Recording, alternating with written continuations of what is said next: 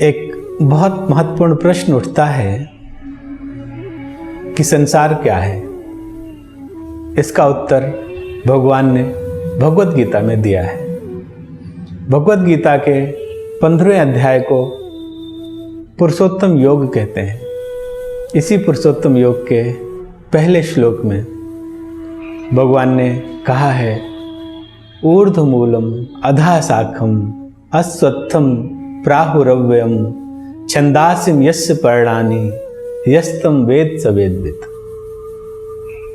भगवान कहते हैं कि यह संसार एक अश्वत्थ वृक्ष की तरीके से है। अश्वत्थ कहते हैं पीपल को, पर इसकी विशेषता क्या है? ऊर्ध्वमूलम, जिसके मूल है, जो इसकी जड़ है वो ऊपर की ओर है।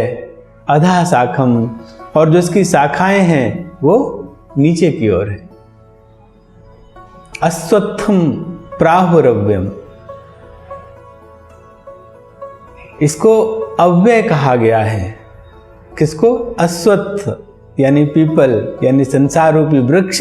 ये अव्यय है, ये समाप्त होने वाला नहीं है। ये समाप्त होने वाला क्यों नहीं है? क्यों?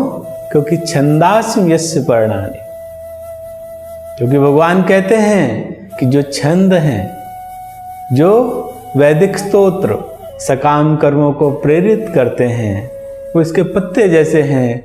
क्योंकि जैसे हम वैज्ञानिक दृष्टि से भी देखते हैं कि पत्ते ही वृक्ष का पोषण करते हैं, उसके लिए भोजन बनाते हैं, ऐसे ही ये जो सकाम कामनाएं हैं, इनकी पूर्ति के लिए एक लोक से दूसरे लोक पर जाने की इच्छा, या इसी लोक में किसी भौतिक वस्तु को जो पाने की कामनाएं हैं, आकांक्षाएं, इच्छाएं हैं, वो जीव को इस संसार से बांध करके रखती है और वो एक शाखा से दूसरी शाखा पे जाता रहता है।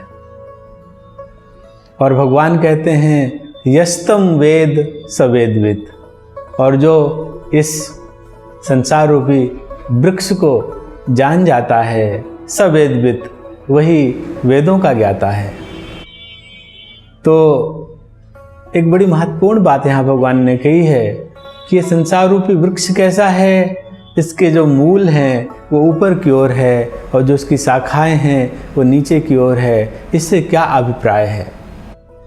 तो जैसे हम जानते हैं कि ब्रह्मा जी ने सृष्टि की रचना की है, तो ब्रह्मलोक सबसे ऊपर है, इसलिए ब्रह्मलोक से इसकी उद्भूत हुई है, इसलिए कहा गया इसके मूल ऊपर है और शाखाएं जो विस्तारित है वो नीचे की ओर विस्तारित हुआ है।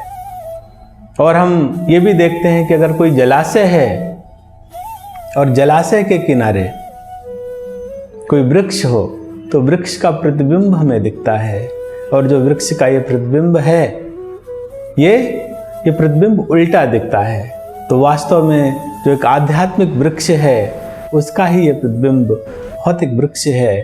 और आध्यात्मिक जगत का जो शुद्ध प्रेम है, वही इस भौतिक जगत में इन अनंत कामनाओं के रूप में परिवर्तित हो गया है। और अश्वत्थ जो भगवान ने कहा है इस वृक्ष को, इसका एक और अर्थ है आश्वास्थ। आ मतलब नहीं, स्व मतलब आने वाला कल, और स्थ मतलब जो इसमें स्थित हो, जो आने वाले कल पर आज जैसा न रहे, यानी जो परिवर्तनशील है, वही संसार है। संसरत इति संसारम, जो निरंतर परिवर्तनशील है, जो आज जैसा है वैसा कल न रहे। हम अपने स्वरूप को ही देखें, हम में कितना अंतर आ चुका है। यही अंतर संसार की सब वस्तुओं में निरंतर होता रहता है, और यही संसार है। और वास्तव में जो इस बात को जान जाता है कि संसार क्या है, तभी तो वो जानने का प्रयास करेगा कि आखिर इस संसार से जो अव्यय है, जिस पर से एक शाखा से दूसरी शाखा पे हम निरंतर भ्रमण कर रहे हैं, इससे बाहर जाने का मार्ग क्या है।